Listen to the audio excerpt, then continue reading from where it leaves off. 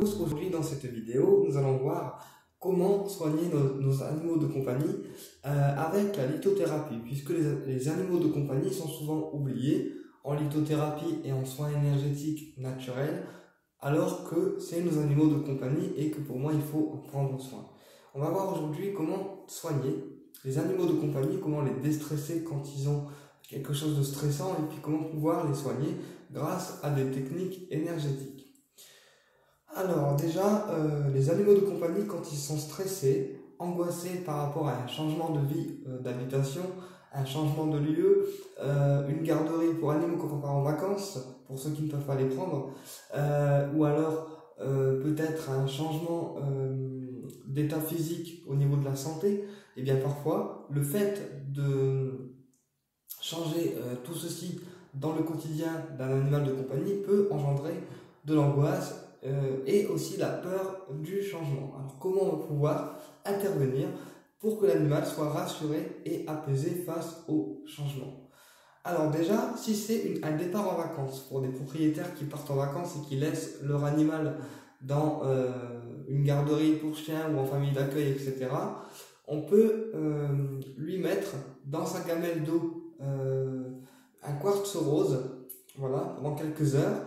Et en fait, quand l'animal va ingérer l'eau avec le quartz rose qui sera à l'intérieur, eh bien, l'animal va bénéficier des vertus de la pierre. Alors naturellement, on retire le quartz rose avant que l'animal boive son eau, d'accord? Mais on laisse un quartz rose dans une eau froide, fraîche pendant quelques heures, et ensuite on laisse l'animal boire en fait son eau, et ça va agir du coup à l'intérieur de votre animal. C'est un peu comme la gémothérapie. Donc les soins par les plantes, et bien la pierre c'est pareil. Le fait que l'eau soit bue par le chien, et bien ça va agir un peu comme un élixir à l'intérieur de lui. Et du coup ça va provoquer un apaisement. Ensuite, pour les chiens, on peut également mettre à leur collier, quand on a un petit collier pour les chiens, alors petit ou gros collier, hein, ça dépend, on peut mettre aussi un pendentif en quartz rose, puisque le quartz rose c'est une pierre réconfortante, et donc du coup le fait d'avoir un quartz rose au collier du chien, eh bien il va aussi bénéficier de l'énergie de la pierre, puisque les chiens sont aussi très sensibles à l'énergie des pierres. C'est pour ça que d'ailleurs les chiens et les chats parfois se collent aux grosses pierres, comme les géodes d'améthyste, comme les géodes de cristal. Enfin, en fait les pierres qui sont grosses et qui pulsent au niveau énergie, eh bien les animaux en raffolent puisqu'ils ressentent en fait l'énergie des pierres et ça les purifie en même temps. Donc voilà, pour un chien qui a peur du changement, pour un chien qui est angoissé à l'idée de changer de vie, changer de propriétaire, voyager, aller en garderie, dans une famille d'accueil, on peut lui mettre un quartz rose dans sa gamelle, d'accord? On le laisse boire l'eau infusée de quartz rose. Et ensuite, on peut également mettre du quartz rose à son collier pour le rassurer et qu'il ait quand même un certain apaisement. D'accord? Alors, pour les chats, c'est pareil. Pour les chats qui sont stressés face à un changement, on peut mettre le quartz rose dans leur gamelle, comme j'ai expliqué pour les chiens.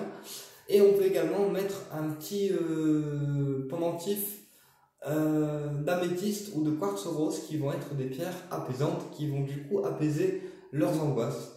Et pour les animaux les plus angoissés, on peut également masser votre animal au niveau du ventre avec un galet de quartz rose quelques jours avant que le changement s'opère. Voilà. Donc on prend un galet de quartz rose, d'accord, et on masse en fait le ventre de l'animal pour pouvoir le rassurer, l'apaiser, etc.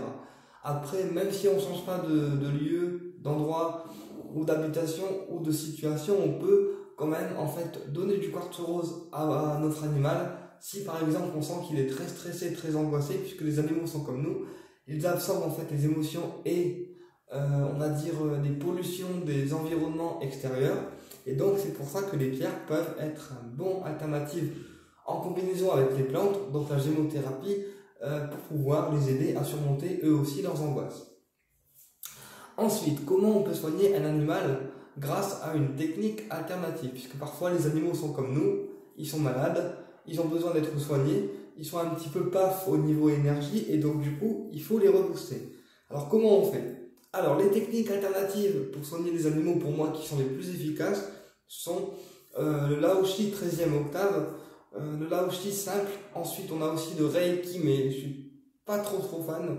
Donc voilà, moi je privilégie le Laoshi simple, le Laoshi 13e octave, les rayons sacrés aussi, bien sûr, des archanges qui peuvent aussi aider les animaux à remonter au niveau énergétique. Alors comment on fait? Par exemple, quand c'est le Laoshi 13e octave, on fait la prière d'activation.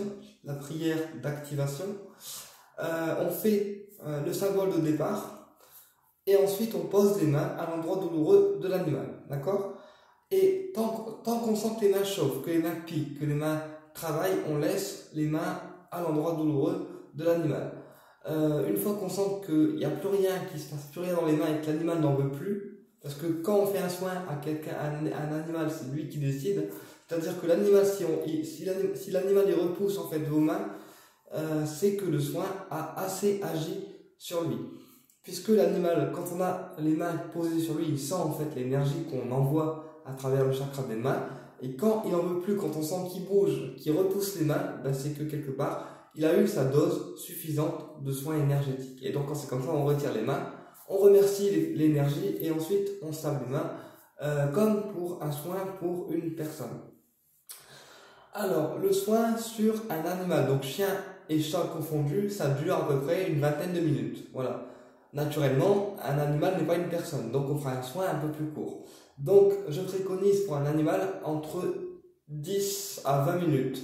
30 vraiment si c'est un cas lourd, mais déjà 10 à 20 minutes, c'est déjà très bien.